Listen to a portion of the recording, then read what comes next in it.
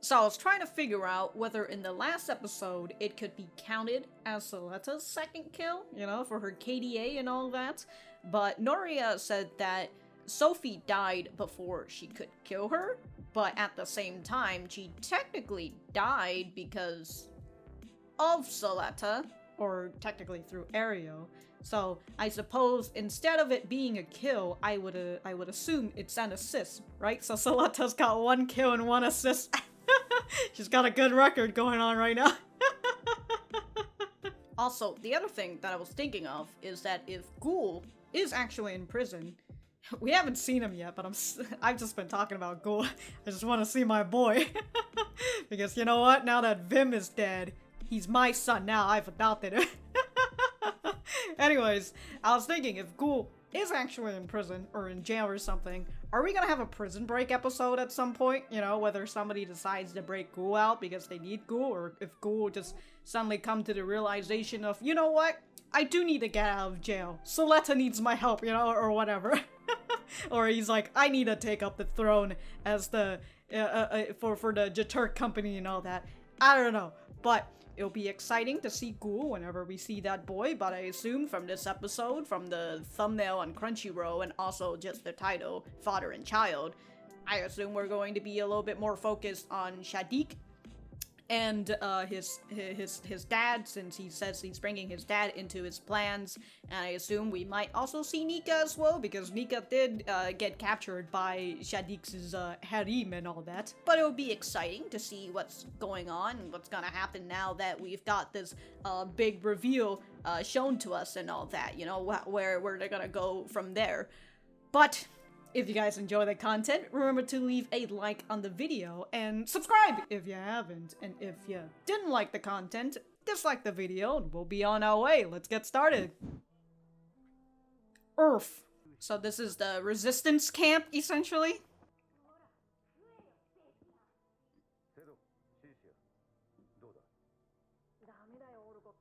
Is oh, it says Guel. Guel, my boy! Oh, man. Yeah, just shove it in its mouth.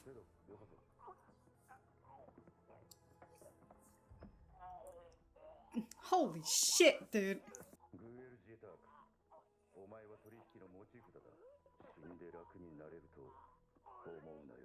I mean, if he really wanted to die, he could just bite his tongue out.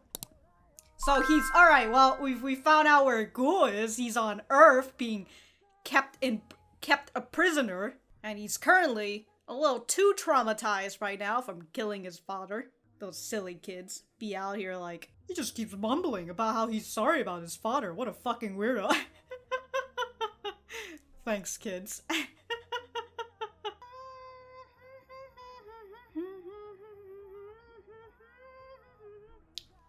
Oh wow, that's a clear picture of her right there now that we've got the review. Damn, dude, Nika's getting beat up with her broken arm and all.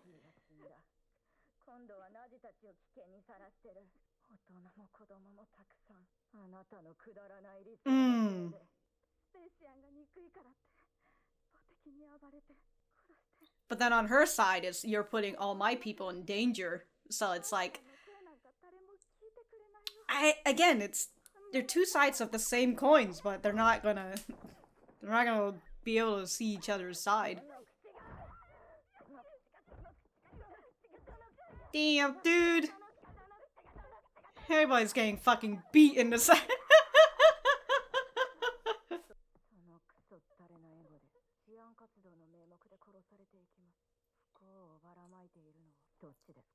Both. Both of you guys are suffering. Why do these sofas look like bathtubs? To Earth? New idea? We blow up Earth! That's where I was like, damn, these fucking mechas on skateboards? Is this Eureka 7? Alright. Alright, so these people are leaving. God, they're really out here putting all these names that I'm not going to remember. Unlike you, I have a family! That's currently my big point right now. I'm a family man.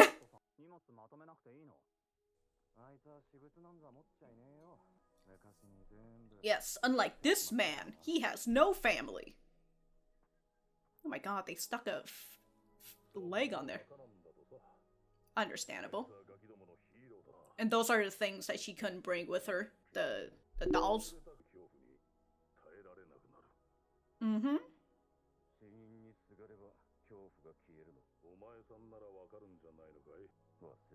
Oh, this is Olcott? I've forgotten about my family. So you're gonna be decoys, okay.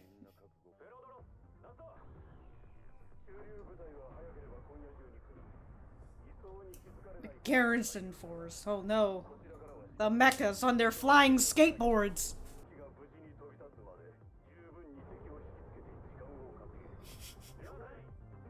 I'm sorry. So is that the same guy? I'm the family man. I gotta hug my children. Oh. The children are sneaking off somewhere. To Guel. Oh. Damn, about to fucking assassinate this boy?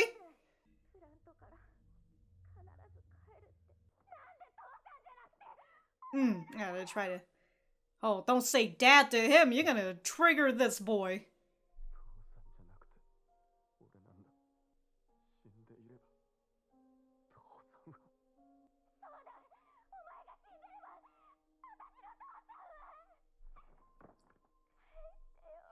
You guys are just two children suffering in the fucking war right now.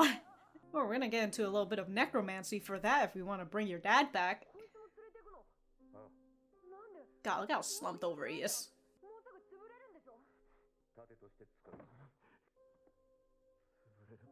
Oh. Bankrupt? Alright, I gotta get out of here. I gotta get on my throne as a CEO.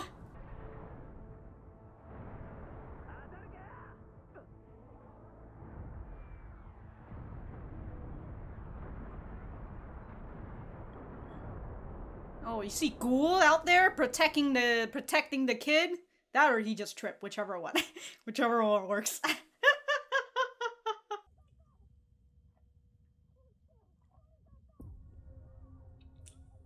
Oh shit. Man's getting flashback to his family that he's forgotten about.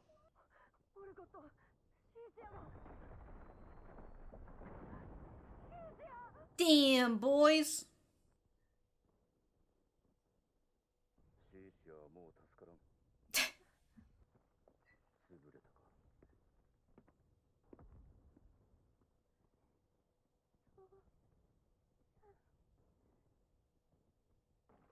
Oh shit, Guel's coming out of the fucking ground, dude.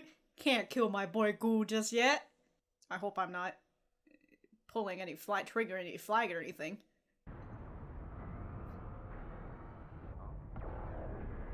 Damn!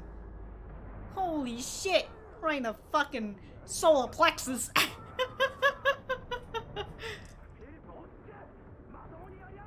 Yeah, they got fucking lasers out here, bro, and rockets. Jesus Christ.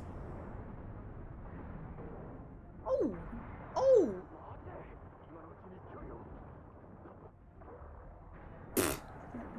Didn't do jack shit.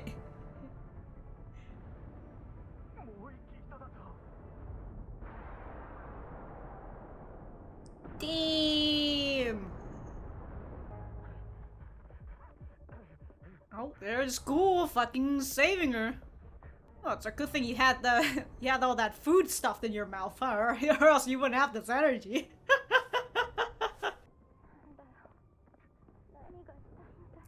Because you're both children of war, suffering.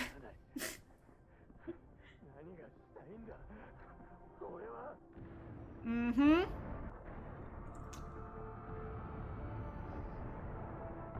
Oh no!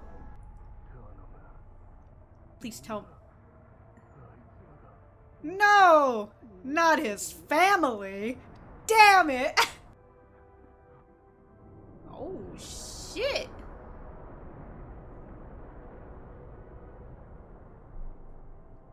Damn, dude, can he get in that? Fuck it, dude.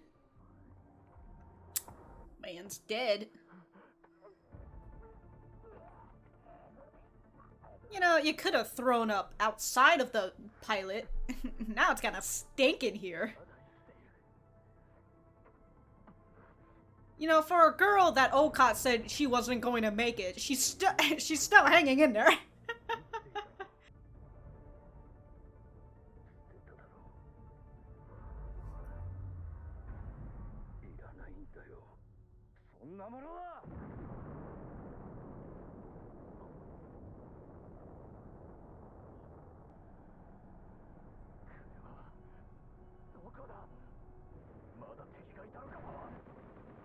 Oh, a little distraction.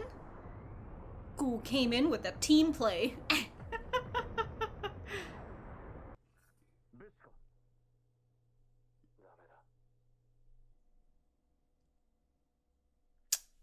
Damn.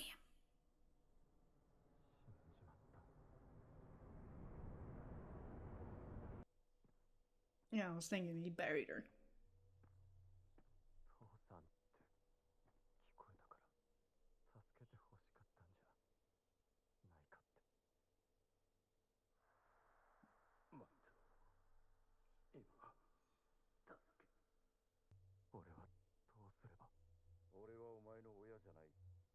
Well, yeah. Mm-hmm.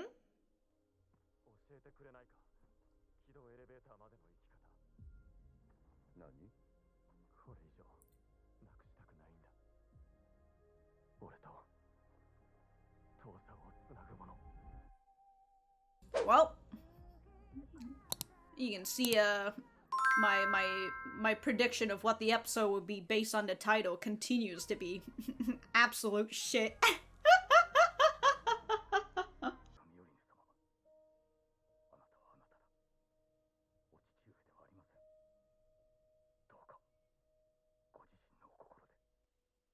Well, that's the theme of this episode, isn't it? Follow you on art. Cycle of Sin. Wow. Very nice. Very nice. Fucking Guel standing in the midst of the rubbles and everything on Earth. Well, you know what? I'm very pleased to have gotten a Guel episode. Yes, my boy. Alright, I'm gonna go write my notes and we will be right back to the center.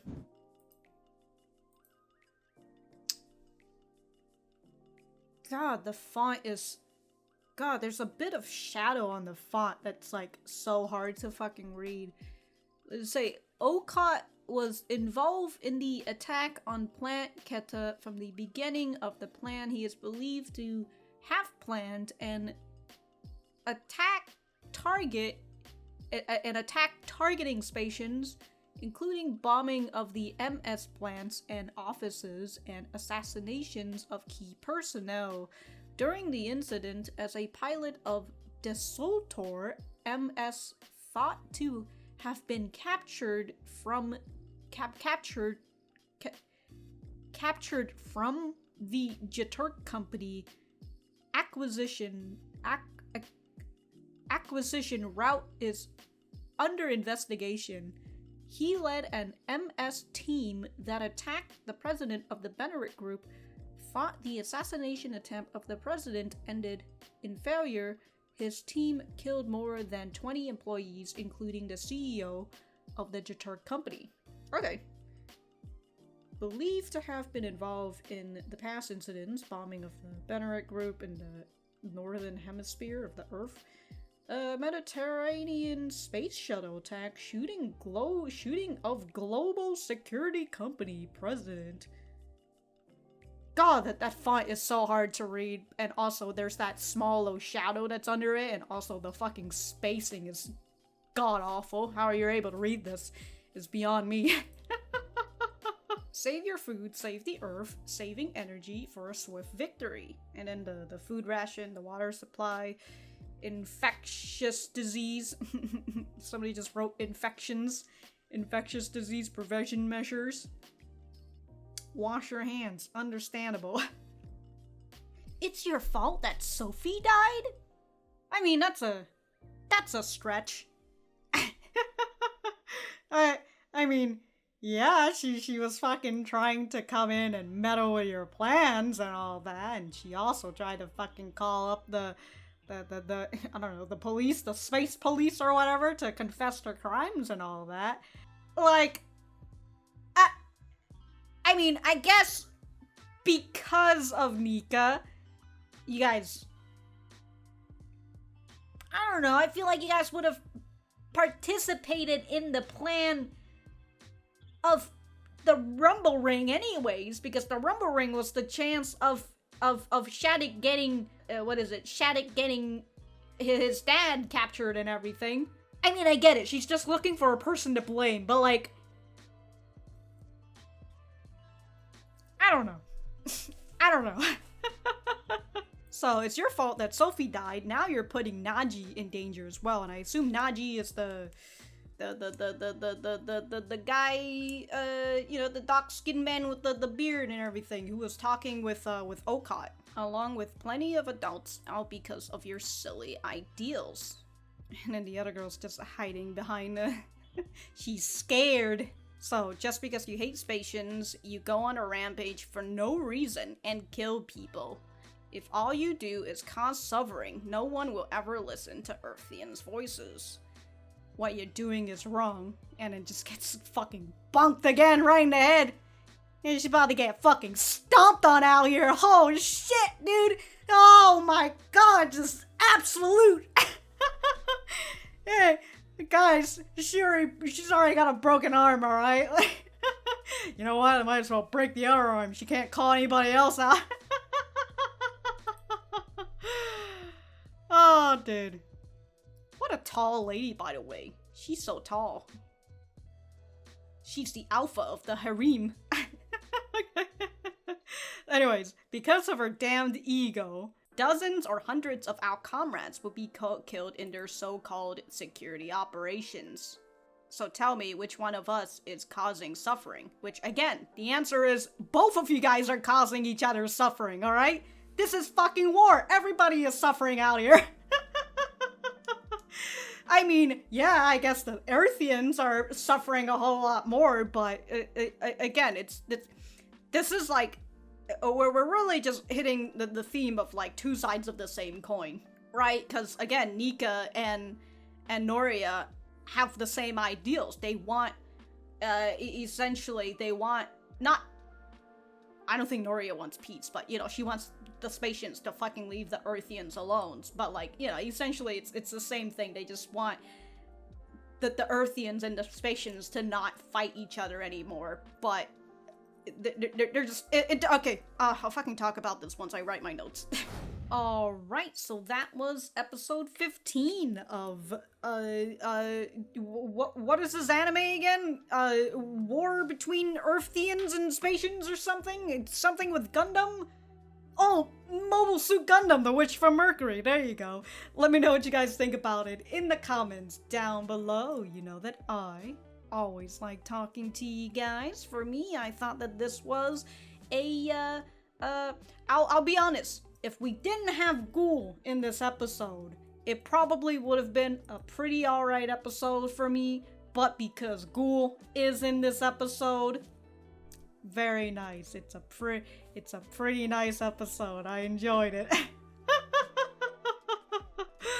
Oh man, so let's talk about Guel, our boy, and what he's been up to, you know? He's been kept prisoner by the rebel forces. I forgot if they had an actual name or something, but they're the rebel forces now. Obviously, he is traumatized as fuck from killing his father. I mean, who wouldn't? Oh man, dude, the first part of the episode, right, with him just, of them like keeping him in the bathroom and everything, to which I'm just over like, damn, dude, he's really out here eating and just shitting right there. But yeah, he's just sitting here, you know, on the fucking toilet. And then fucking Olcott is just coming in here like, alright, you're fucking... let me shove all this fucking food inside you. Which honestly looks pretty alright. I don't know, but... damn, dude. Just really out here shoving that food right into him. To which, the fact that he managed to swallow that is actually, I'm amazed, because there's so much stuff stuffed in there. And you know the little dangly bits behind you? If he doesn't swallow all that, and like all that food is just touching the dangly bits, the dangly bit inside his mouth, he's just gonna throw all that up. Anyways, you know, there's part of him that still wants to live after all. Anyways, one of the next times we see Guel is the two kids that we saw in the beginning, with Cynthia having the little knife and all that. You know, she was planning on doing a little murder and all that. You know, we're in war and all that, so killing's not all that bad, am I right? But in terms of like the title, you know, father and child, there's just a lot of speak about family, and especially about fathers, yeah. So, with Cynthia, you know, she's upset that like, hey, my dad went to this whole operation, but instead of dad, why did they bring this guy back? You know, and of course Guel is feeling, he has the same feeling. I mean, he's able to share her feelings, where, you know, he's like, why my dad instead of me, right? So he kind of has a similar sort of understanding as Cynthia, but he did learn during this time but with Olcott coming in and him saying, hold on, let's see.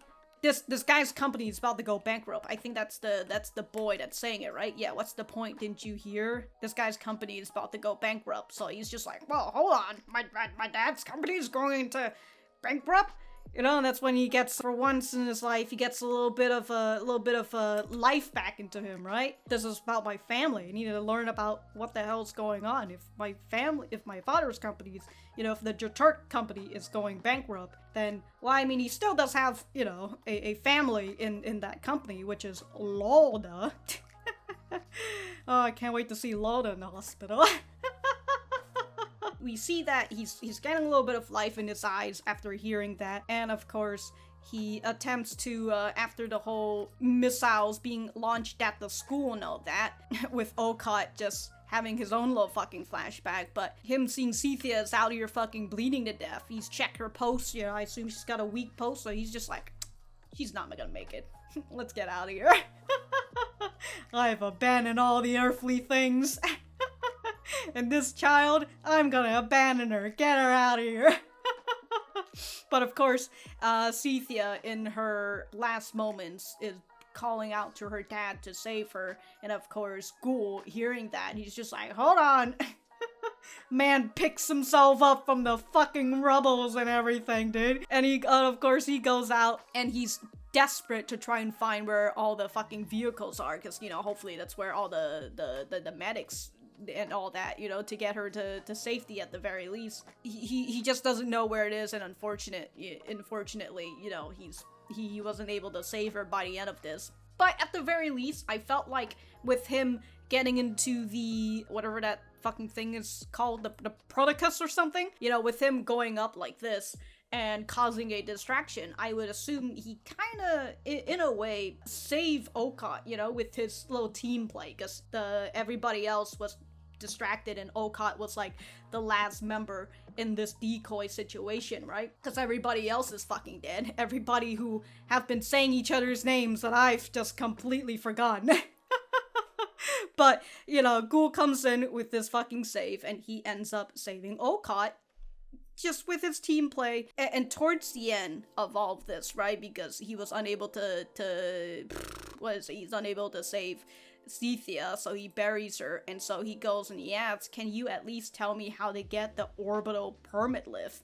Which I'm not exactly sure what that is, if we've learned about that before, but he also says elevator, so I'm just like, I don't know, I don't know what this is. Is it related to permit score? I don't know. But as he says, he wants to get that because he doesn't want to lose more of the things that binds him to his dad, to which I would assume with Guel, you know, he wants to go and save the Jatur company from going bankrupt, you know, be able to upkeep his father's company and be able to keep that memory of his dad, which is the opposite of Olcott, as we've been seeing throughout this episode, you know. So with Olcott, we've learned that he is a former Dominicus member, which I believe Dominicus is kind of like was created with like the whole cathedral stuff, right? Anyways, we've learned that he's a former Dominicus member, but he has his own sense of justice, and that he was attacked by Earthians and that his family were collateral damage. And I guess him getting attacked by Earthians and his family dying, he's decided that he was going to join the Earthian rebel forces. And I mean, we'll have to learn more about him if he doesn't die in like the next episode or something. But I assume he'll be around. I don't know. Until he finally comes to terms that, you know, his family is important to him. That's probably when he'll die. Until then, you know, as long as he's decided that he's gonna give up on his family, give up on these earthly things that binds him to this world, you know, he's probably gonna be around for a while. Don't take my words for it, though, because I was always like, oh, Sophie's nice, and then she's dead, so... But yeah, I was written down saying that, like, Guel and Olcott are kind of like two sides of the same coins in terms of their family, you know, where Guel wants to protect his family's memories, you know, or his dad and all that. He wants to keep the things that binds him to his dad. He wants to keep that things that connects him to this earthly world and all that, while Olcott has destroyed that bind. You know, he doesn't need it anymore. As he says, I don't need those damn things anymore, despite him obviously still thinking about it because of him going through his trauma again of his son dying in front of him and him not being able to help, kind of like with Guel saying, hey, the reason why I saved that girl was because it sounded like she wanted her dad to save her. And so that gives Olcott his little flashback of like, damn, wish that was me. I couldn't even save my own son. So anyways, I want to forget about it. I don't have any of these earthly tethers anymore. So, it's very nice just to see, again, as I mentioned, we're just seeing that theme of, like, two people on, like, two sides of the same coin. Kind of like with that whole situation in the beginning, what we saw between Guel and Olcott, and then we head directly after that, you know, after the opening, into the situation between Nika, right? Hold on, I have to see this again of just her getting boom. Oh my god, dude, out here, Nika is out here getting absolutely dunked on, dude. She's getting beat after beat. It's great. Good for you, Nika. You know, she's out here trying to do her own things, and she's just continuously getting fucking beat for it. But she's still willing to stay with her ideals, you know, these silly ideals that Norea is saying. And of course, here with Norea, by the way, I know that I didn't really have too much else to say about Guel and all that, but, you know, I think his story is just beginning. Which, in terms of, like, in terms of, like, doing what you want, as Guel said, you know, I don't know what the fuck I want to do. And that goes to the end of the episode with Miorine talking to that one guy who I don't know who he is, but if somebody could remind me, was he in the prologue as well? Yeah, Miorine is talking with him, and he ends up saying, like, hey, you know, this is the Quiet Zero stuff, that's your father's project, that's your father's vision, but you are yourself, so you do whatever, you know? And so that's the whole, like, follow your own heart, and that kind of connects to Guel and how he's essentially in the beginning of this episode, he doesn't know what the fuck he wants to do as he tries to save Thethia. He doesn't know what the fuck he wants to do, but towards the end of that, you know, with the death of Thethia and all that, he comes to realize, you know, as he is about to go and follow his own heart, he's going to get the orbital permit lift. you know, and try to keep the things that binds him to his father. So we just have those two nice little connections in the episode, but I'll talk a little bit more about mirror read towards the end, because wow, my notes are actually kind of neat for the most part. Anyways, back to Nika getting fucking stomped on. Jesus Christ, dude. She's out here getting beat. And again, I love it. The amount of violence that's happening right now. So we have Norea, who is very upset, right? She goes and she says, it's your fault Sophie died, and now you're putting Naji in danger, as well as a bunch more adults and children. All of this for your silly ideals, right? You're the one who's causing all this fucking trouble, to which I'd have to argue Sophie got herself killed, alright? Alright? Sophie was the one out here seeking the thrills, you know, seeking death, essentially. As she had mentioned previously, it's the voice, the beautiful voice that's calling out to kill me. And she was seeking out that voice. So she's really out here getting herself killed. So, like, I'll be honest, there's really nobody else to blame but Sophie.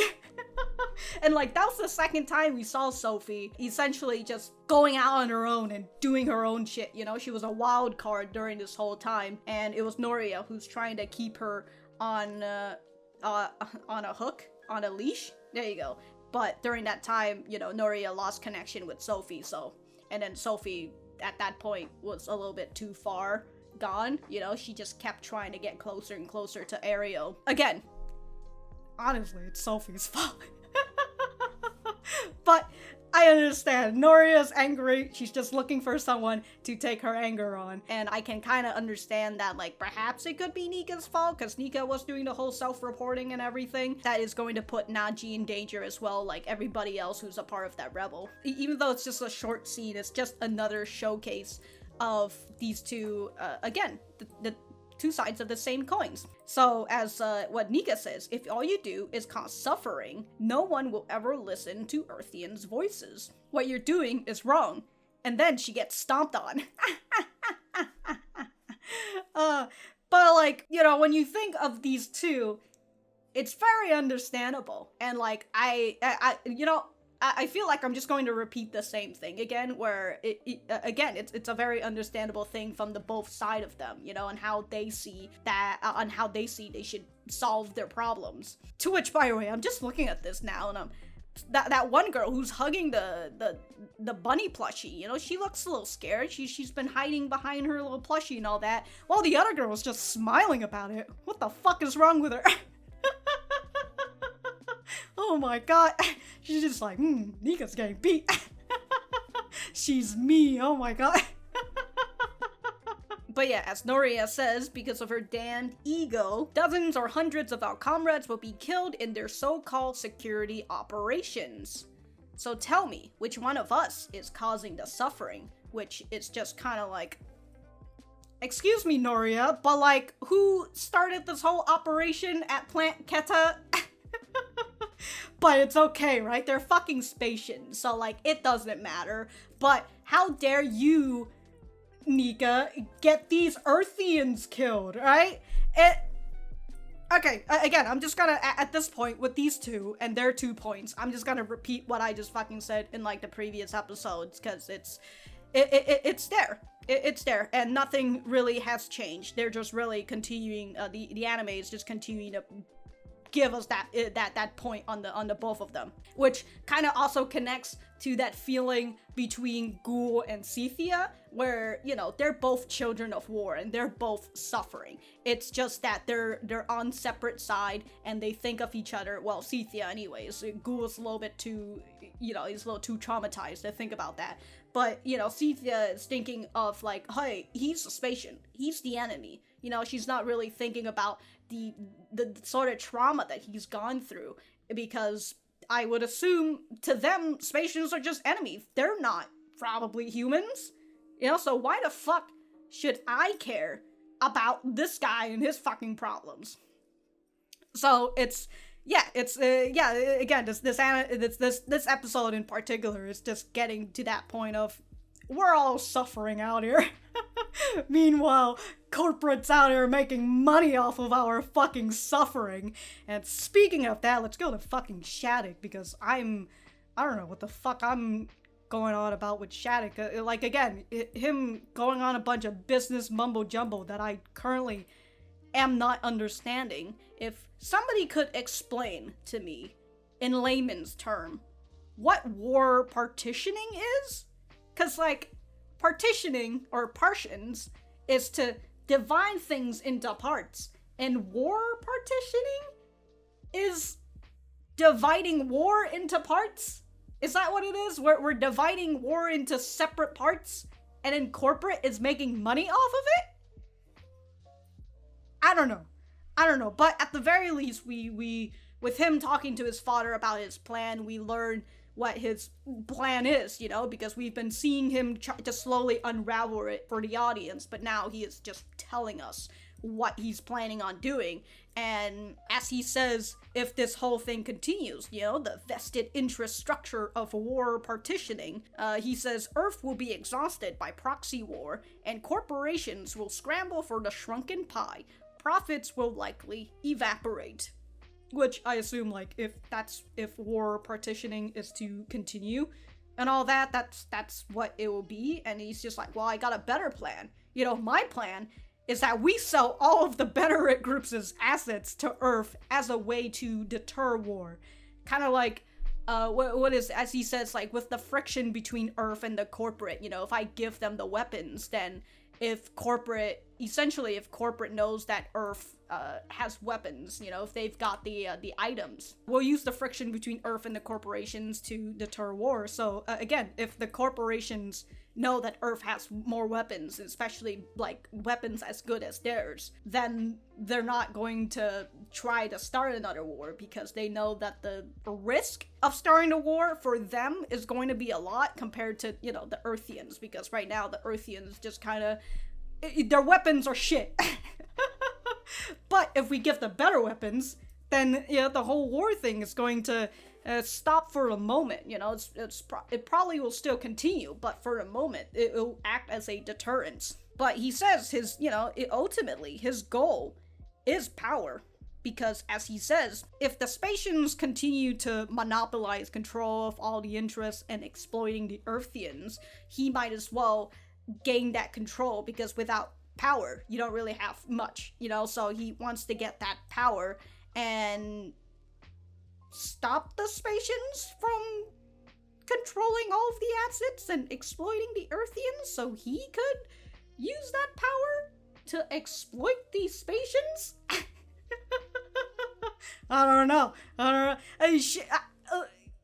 Look, can a man really have all that power before he goes fucking drunk with it? We'll just have to see what Shaddiq will do with his harem. Did we learn that he was half Earthian? I remember that he got adopted, but, like, I don't remember if, like, he was half Earthian or not. Whatever. I'm not even gonna bother. But yeah, that was, that's the whole situation between, these two. And finally, we are on to the last part, which is the conversation between Miorine and this guy who I still don't know who he is.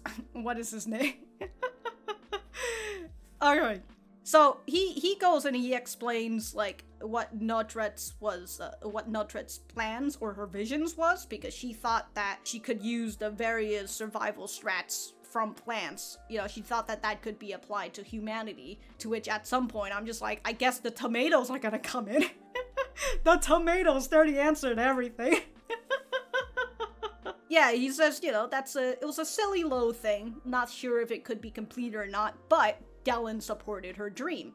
And so he continues to talk about how, like, the battlefield was so chaotic, soldiers just gave up their will and just let their weapons make the decisions, and that the soldiers were just an expendable part, which I assume this is kind of like before, well, Miorina literally says it, you know, so this is why you guys started hunting Gundams, because so, like, even though when the gun format started, right, and they were doing it for medical purposes, they were also using it as for war, against the Earthians, because, you know, they just gotta continue to suppress the Earthians. Or were they having war with other space? Oh, whatever. I assume it's just the Earthians that they're having a problem with.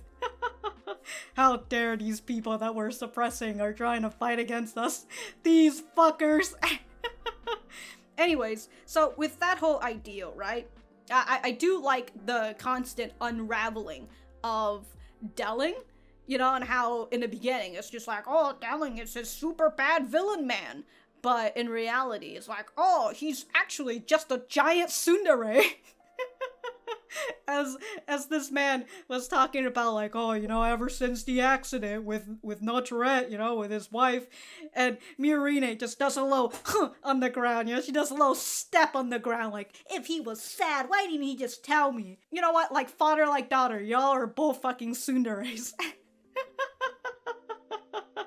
Anyways, with the battlefield being so chaotic and soldiers were just being expendable parts, I assume for the whole Gundam thing, and then the Gundam hunting started, the man goes and says the restoration of human nature was what Delling desired, even if it took drastic measures, which I would assume is what was the whole thing with the prologue and everything, right? And he said while Delling could control the conflict through war partitioning, which that came back up, and I'm just like, I don't know what that means still, but he could control conflict, but he couldn't restore order, which is why Noteretsu's vision became a source of hope. And so that's why he's been so focused on working on Quiet Zero and why he's willing to work with Prospera. I assume he knows Prospera's identity, right? Is that what we learned back in episode 12 or 11? 12? Anyways. And so, with this whole talk, you know, Miorine finally understands why her father put her in the whole marriage game. It's so she could be safe with someone powerful, but also it was a good camouflage for Quiet Zero, because I assume, because, you know, they're all fighting without having to kill each other, as Prospera has said before, you know, that they're able to just test out the whole Gundam stuff without having to kill people. and I'm just kind of over here like, okay, if that's why your dad thought that you would be safe with someone powerful. I mean, remember the first episode, the first episode when you were Guel's bride? He was such an asshole, you know? Thanks, Dad. He sure is powerful, but if they had gotten married, perhaps we got at some domestic dispute going on, you know? But he says towards the end that, hey, Quiet Zero is your father's vision. You know, he's still trying his best to fulfill your mother's vision. Wait, hold on. I've just confused myself. So he says, the president intends to fulfill his vow to Norea, even if he has to use the very Gundams he buried. But you know, Miorine, you are yourself, you know, your life is yours, you're not your dad, and you gotta do what your heart wants, follow your own heart. I love that after all this fucking war fighting and everything, right, after all this fucking death, the episode ends with this fucking cheesy line of, you gotta follow your own heart, Miorine. Which is a very interesting concept. Well, I mean, it's not... Okay, in terms of her connection with Prospera, right? Because in the first episode 13, Prospera, and of course the beginning of episode 14, Prospera goes and says, Miorine, you need to continue your father's work, right? You have to continue with this Quiet Zero, because that's what your dad wants, and you're gonna fucking do it. And so Miorine, you know, refused it, and so she's just like, I'm not gonna do that. That's whatever, that's your guys' plan, whatever, you know, I'm not gonna be a part of this. So it's a very interesting thing, because it's Prospera who was trying to put that onto Miorine, and it kind of feels like that's what Prospera is doing to Suletta, where, you know, Suletta unknowingly is fulfilling her mother's dream, her mother's vision, and all that, you know, her plans, her goals, and Prospera is just using Suletta as a way to do it. Suletta, at this point, she's not following her own heart. She's just following what her mother wants. So with all these stuff that we're being seen with like Miorine and Suletta in the opening and the ending, I would assume it's Miorine. I mean, we can kind of see it, but especially with, you know, how their relationship has been, where it's been Suletta who has caused Miorine to change, you know, because in the beginning, Miorine wanted to run away and all that, and with Suletta, she ends up staying because of her. And so, I wonder eventually if it's, you know, I assume it's going to be Miorine who's going to cause that change for Suletta, whether it makes Suletta realize, oh my god, my mom doesn't love me after all. You know, I would assume Prospera has some sort of love for Suletta, but my mind is really starting to doubt that Prospera actually loves Suletta. I don't know. I'm really starting to doubt that because as we know what Prospera said in the previous episode, she's doing all of this for Eri. She's not doing this for Suletta. So like, maybe she has some love for Suletta, but obviously she's favoring Eri because that's her actual daughter? I don't know. Is Suletta like a fucking science baby? Did you grow her from a tube? What's going on? And again, with the whole situation of Eri was already Ariel by the time they came to Mercury, so like, I don't know. We'll just have to figure that out as the anime continues.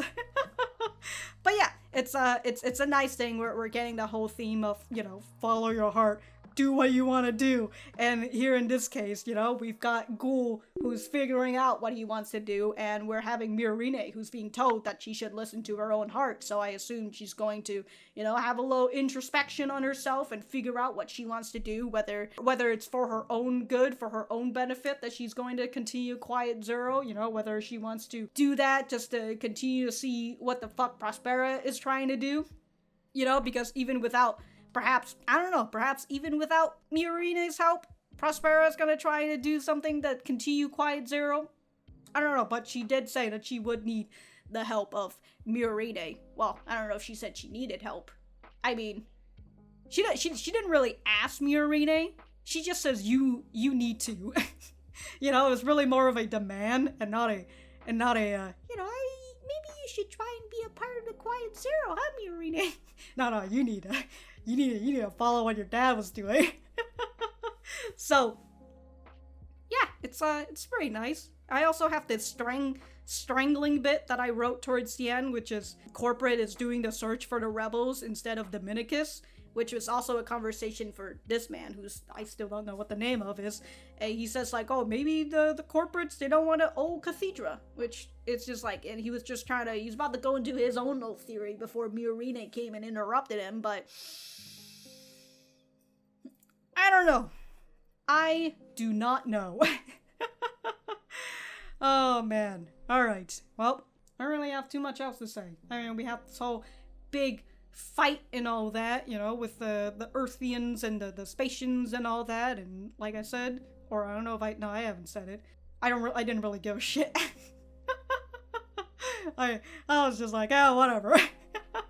You know, I get it. It was really to showcase like the Earthians' point of view, and especially like in terms of like the weapons, like the overpowering weapons that the Spatians have compared to the Earthians. You know, the Earthians with their mechas and all that, they're out here with just with their cute little guns, you know, shooting at the little mechas, while the fucking Spatians got their lasers out here, fucking shooting it right through their fucking solar plexus, just killing these people. And so, yeah, I get it. They were just showcasing the difference in power. And of course, Olcott was a part of Dominicus, so I assume he's like the most pro pilot out of everyone there, even if he's using a mecha that's not as good. But again, you know, cool with the team playing out and all that. Other than that, I don't really have too much else to say, and honestly, I'm glad. I just don't want to sit here for another 2 hours talking about this show. Oh man. Alright. If I have anything else to say, I will write it in the description down below. Thank you guys for sticking around, and I will see you guys in the next episode.